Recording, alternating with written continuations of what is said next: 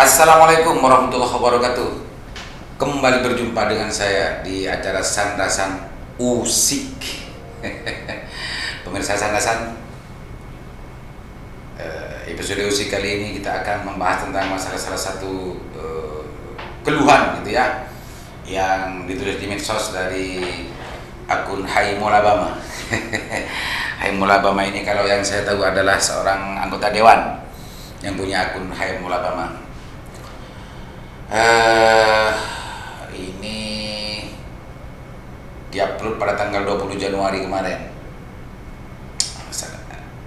Saya bacakan dulu pemirsa Usik.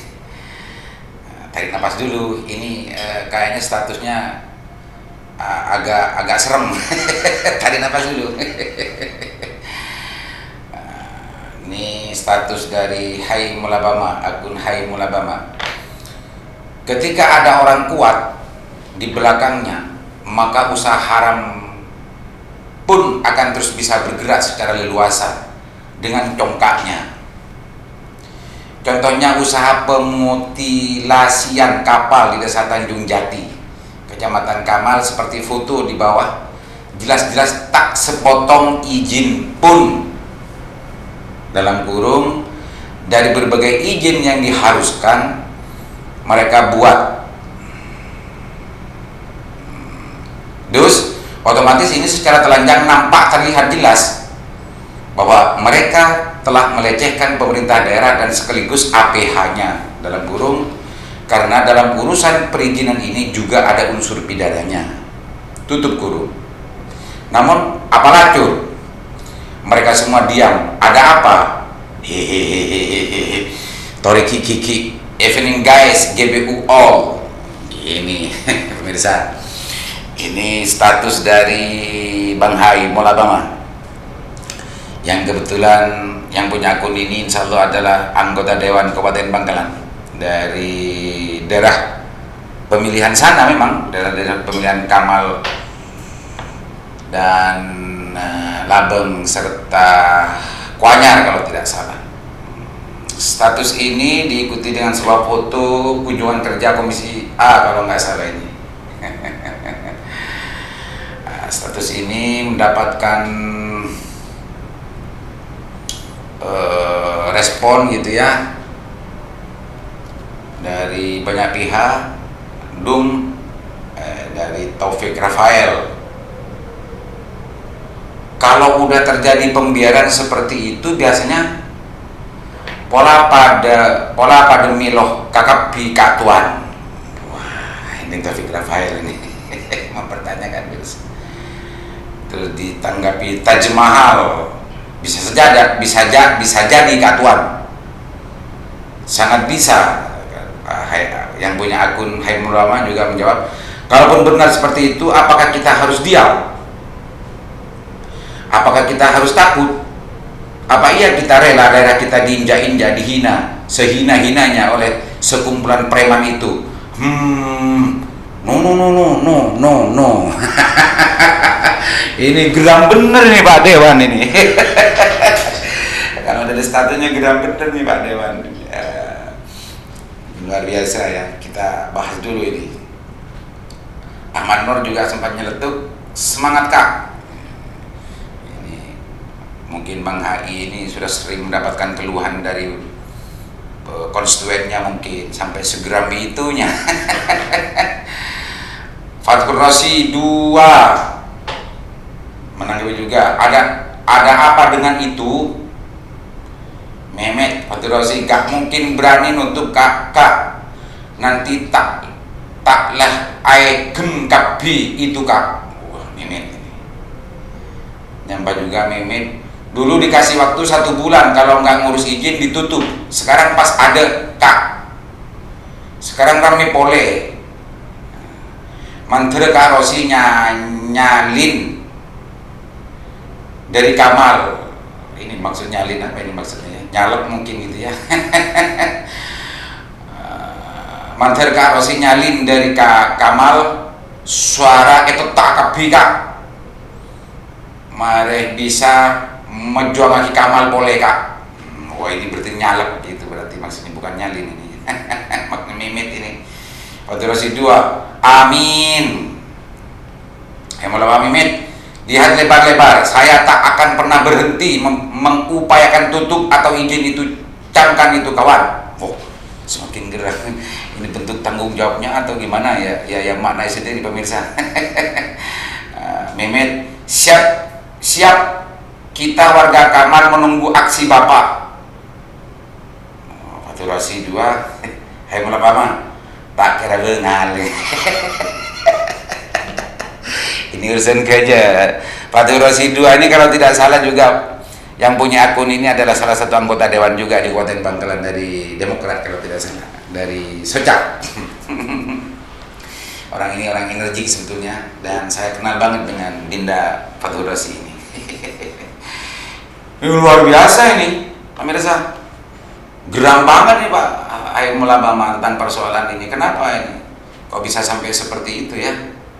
Artinya sudah banyak orang yang menganggap apatis terhadap bagaimana perjuangan itu dilakukan oleh kelompok-kelompok masyarakat, baik aktivis atau masyarakat atau dewan, karena tidak ada sampai detik ini menganggap itu tidak ada yang berhasil untuk mengoreksi keberadaan pemotongan kapal di Desa Tanjung Jati Kamal itu.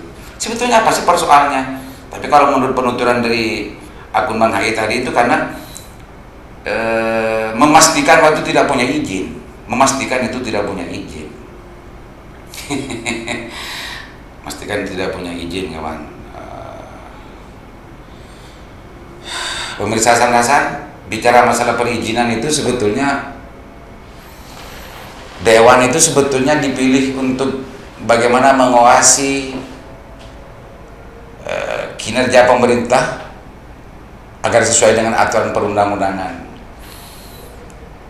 Pemotongan kapal di Tanjung Jati Kamal itu sudah masuk ke daerah pesisir sebetulnya, dan seingat saya bahwa daerah pesisir dan pulau-pulau kecil itu ada aturan tersendiri, dan kalau dalam catatan saya itu diatur di Undang-Undang Nomor 27 Tahun 2017 dengan perubahan nomor 1 Tahun 2014. Undang Nomor 1 Tahun 2014 ya, sebagaimana perubahan dari Undang-Undang Nomor 27 Tahun 2007 tentang pengelolaan pulau-pulau kecil, pesisir dan pulau-pulau kecil.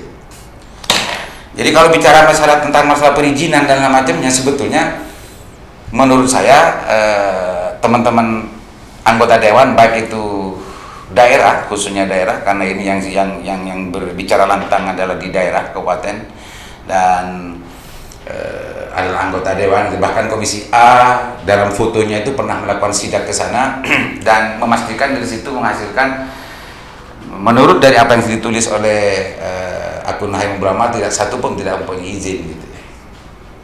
Tapi kalau sedikit kita berbicara tentang masalah perizinan di lokasi pesisir, itu mestinya kalau sekarang itu pemerintah daerah harus mempunyai 4 dokumen sebetulnya untuk mengeluarkan sebuah izin.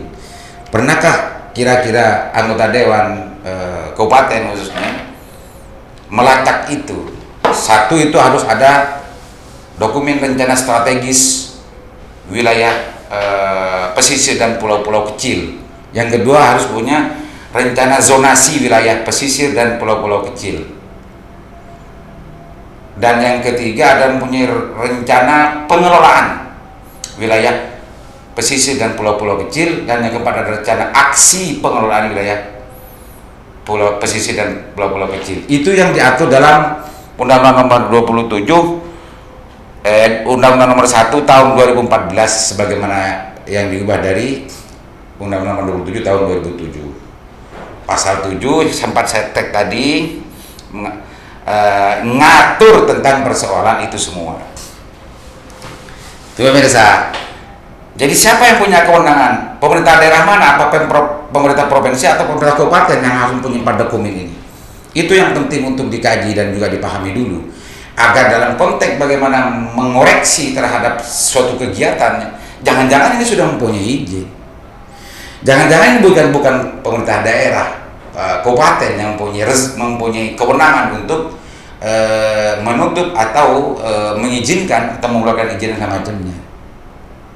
Karena yang saya pahami, yang saya ingat itu ya, rezim perizinan tentang persoalan pesisir dan wilayah pesisir dan pulau-pulau kecil itu ada di tangan gubernur. Jadi izin lokasi itu namanya. Kalau tidak salah itu masuk ke dalam izin lokasi kalau urusan di pembangunan kapal, karena yang digunakan adalah wilayahnya saja, wilayah sana. Nah, itu pemirsa. Jadi mestinya menurut saya para pihak termasuk pemerintah daerah, kabupaten, juga sahabat-sahabat dewan, bagaimana lacak dokumen ini. Dan siapa sebetulnya yang harus membuat keempat dokumen tadi yang saya sebutkan itu? Jangan-jangan memang tidak ada. Kalau sudah tidak ada, ya bisa dipastikan bahwa proses pelaksanaan dan aktivitas pemotongan kapal itu tidak berizin. Atau jangan-jangan ini sudah punya izin, karena yang saya ingat dan yang saya tahu dan saya dengar bahwa rezim perizinan tentang masalah pulau pesisir ini sudah ditarik ke provinsi. Yang saya dengar itu. Cuma ini pastikan saja, karena kalau saya ini kan hanya urusan sandasan. Tapi yang harus belajar banyak dan membaca peraturan perundang-undangan tentang masalah yang ulama masalah itu mestinya ya yang anggota dewan lah. Dan juga yang lebih penting lagi itu adalah bagaimana pemerintah daerah juga peduli terhadap masalah ini. Pastikan semua ini apakah sudah betul-betul sejak apa tidak. Ya jangan-jangan. Kalau melihat dari apa yang tadi dikatakan Mehmet dan macamnya itu, bahwa ini sudah berulang kali disuarakan, tapi panjat saja gitu. Berarti kalau demikian kan mungkin saja secara yuridis sudah punya perizinan, sudah punya izin, mungkin saja gitu. Karena yang punya kewenangan untuk memberikan izin itu atau yang mencabut itu adalah gubernur. Apakah pernah teman-teman anggota Dewan Bangkalan melacak dan mengkonfirmasi itu bahwa di Jawa Timur ada izin lokasi enggak terhadap perusahaan yang melakukan aktivitas usahanya di sana? Gitu. Tapi ini menarik sekali. Bahkan selanjutnya itu sempat ada juga dari status ini juga banyak beragam respon gitu ya, yang justru tidak percaya bahwa perjuangan akan berlanjut sampai akhir, karena dianggap ini sama-sama akan selesai di tengah jalan gitu. Ada apatisme karena mungkin karena terlalu sering ini disuarakan tapi tidak ada tindak lanjut, dan aktivitas pemotongan kapal di situ tuh berlanjut gitu. Ini ada lagi dari Iit Kalem, perlu pergerakan Mas Saung. Fahrul Sinaga, tak semua setiap persoalan harus diselesaikan dengan pergerakan massa, takut ada penumpang gelap yang memanfaatkan. Dan banyak lagi ke bawah. Hai Muhammad Rohil Abdillah juga, ini soal pentolan aktivis nih ya, Mah Rohil ini. Yang saya kenal kalau nama akunnya Muhammad Rohil, tapi yang saya kenal ini adalah Tamsul. Aktivis pentolan dari Sampang ini. Rekomendasikan kepada APH untuk ditindak. Ini celetukannya pemirsa. Abdi 09, urus orang raja, kalau rakyat biasa bisa eyokomaki mengurus jiak, karena seiyaktas sudah tahu sama tahu. Mahmudi Ibnu Khotib, akun untuk itu juga nyeletuk merengis. Ini pemirsa. Selanjutnya ini menarik lagi. Ini Haimul Ulama juga nge-share channel YouTube dari channel Bangkalan TV ya, Bangkalan TV. Saksikan pemirsa, itu yang di share oleh Haimul Abama, bahwa memang persoalan di situ itu sudah banyak mendapatkan perhatian di masyarakat. Aktivitas pemotongan bangkai kapal di perairan Pelabuhan Kamal mendapatkan keluhan dari warga Desa Tanjung Jati. Pasalnya, asap yang ditimbulkan dari pemotongan besi kapal membuat warga setempat mengalami sesak nafas. Selain asap, serpihan debu besi dan juga oli sangat mencemari lingkungan, apalagi lokasi pemotongan kapal berhadap-hadapan dengan bangunan sekolah SD. Sehingga banyak siswa yang mengeluh sesak nafas pada saat mengikuti proses belajar di kelas. Salah satu tokoh masyarakat Desa Tanjung Jati Kecamatan Kamal, Sudiono, menyatakan pihaknya beserta warga desa setempat sudah melaporkan ke pemerintah daerah seperti Dinas Lingkungan Hidup dan Dewan Perwakilan Rakyat Daerah. Bahkan beberapa pejabat pemerintah setempat melakukan sidak dan menyatakan tidak memiliki izin operasi. Namun kenyataannya, perusahaan pemotongan kapal tetap beroperasi tanpa ada yang berani menutupnya. Sudiono beserta warga berharap agar lokasi pemotongan kapal segera dipindah atau ditutup. Karena warga khawatir sesak nafas yang ditimbulkan dari asap pemotongan kapal akan berdampak kepada kesehatan warga di kemudian hari. Pemotongan itu jangan sampai melebihi dari 3 kan. Sudah, jadi ketentuan sudah itu. Nomor 2-nya tidak boleh dekat dengan sekolahan dan masjid. Maksimum 30 meter ke timur dari makam keramat itu.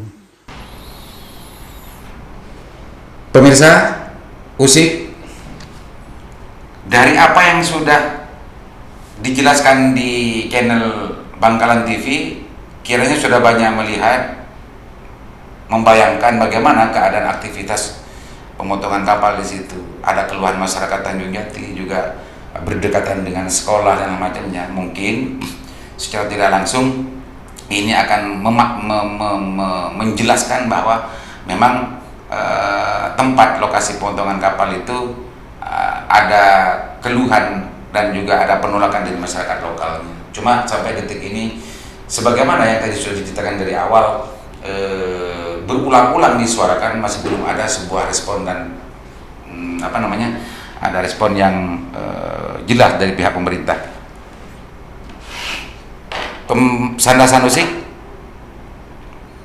yang lebih kita harus didalami lagi adalah bagaimana kesungguhan dan keseriusan dari para pihak, khususnya yang terlibat dalam sandasan di statusnya Bang HI ini, adalah memastikan bagaimana urutan tentang persoalan perizinan yang dilakukan oleh itu adalah benar dan pasti, biar tidak harus by data gitu. Jadi harus ada yang mengklarifikasi ke pemerintah provinsi, karena kalau dalam aturannya, kalau tidak salah, di samping memang Undang-Undang Nomor 1 Tahun 2014 tentang sebagaimana perubahan di Undang-Undang Nomor 7 Tahun 2007 tahun 2007 tentang masalah pulau-pulau kecil dan pesisir dan pulau kecil. Kalau bicara tentang masalah izin perizinannya, itu juga diatur di PP Nomor 24 Tahun 2018. Di situ juga diatur lagi, lebih lagi dengan peraturan Menteri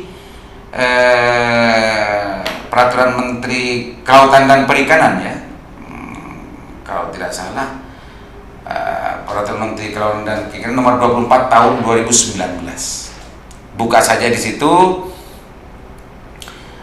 biar lebih paham, lebih ngerti tentang persoalan bagaimana alur perizinan yang sebetulnya harus dipenuhi oleh salah satu perusahaan atau korporasi yang ingin memanfaatkan wilayah pesisir dan pulau-pulau kecil. Di situ pemirsa, saya cuma hanya mengikuti sandasan saja di sini. Yang lebih wajib untuk memahami ini, yang lebih fardhu ain untuk memahami masalah semua itu, prosedur dan segala macamnya, itu adalah mereka yang sekarang mempunyai kewajiban untuk mengawasi jalannya pemerintahan, khususnya di Jawa Timur. Gitu pemirsa. Jangan-jangan ya, jangan-jangan juga ini begini. Karena kalau yang saya dengar, perubahan undang-undang tentang masalah otonomi daerah, banyak kewenangan kabupaten kota yang ditarik ke provinsi. Dan akhir-akhir ini juga ada undang-undang Ciptaker gitu, omnibus law dan omnibus dan segala macamnya itu juga berbicara tentang masalah rezim perizinan dan macamnya. Yang wajib untuk paham tentang semua ini adalah mereka yang saat ini mempunyai tugas untuk pengawasan di Jawa Timur dan juga di kabupaten kota di Jawa Timur, khususnya di Kabupaten Bangkalan, karena konteks ini adalah konteks Bangkalan. Saya melihat teman-teman DPR provinsi tidak ada yang berbicara tentang persoalan ini, meskipun yang saya dengar ini adalah rezim provinsi Jawa Timur. Untuk itu, lewat forum ini saya harap teman-teman provinsi yang mungkin mempunyai kewenangan lebih luas gitu ya, pelajari aturannya. Kalau memang betul-betul menjadi kewenangan provinsi, gunakan haknya untuk bagaimana mengoreksi aktivitas ini, karena sejak lama ini dikeluhkan oleh masyarakat Kamal. Aduh, jangan-jangan ini sudah secara administratif sudah lengkap gitu ya. Maka untuk itu saya sarankan dari forum ini, dari sandasan ini kepada teman-teman yang dari provinsi, Dewan Provinsi, untuk ngecek kebenaran bahwa apakah betul-betul wilayah pesisir dan pulau-pulau kecil itu adalah menjadi rezim perizinannya sudah menjadi kewenangan provinsi atau tidak, atau yang lain-lain.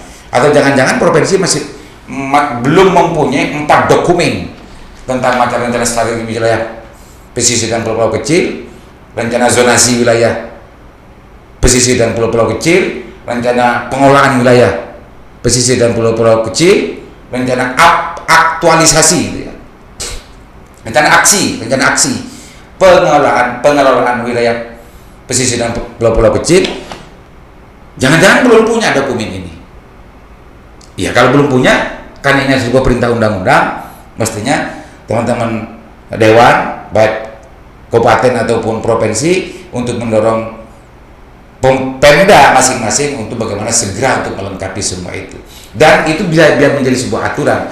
Biarkan yang di Kamal itu menjadi sebuah percontohan dan menjadikan satu pijakan untuk bagaimana mengatur dan juga seharusnya bagaimana, rencana zonasinya bagaimana, rencana strategisnya bagaimana dan sebagainya.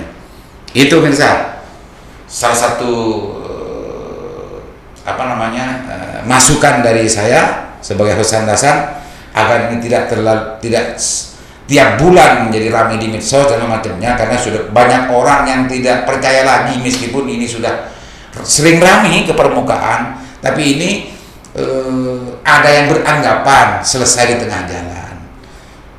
Sering ramai, mati lagi, tidak ada perubahan apa-apa, ada anggapan lagi bahwa ini adalah sudah selesai di belakang meja. Ramai lagi, pancet lagi meneruskan aktivitasnya,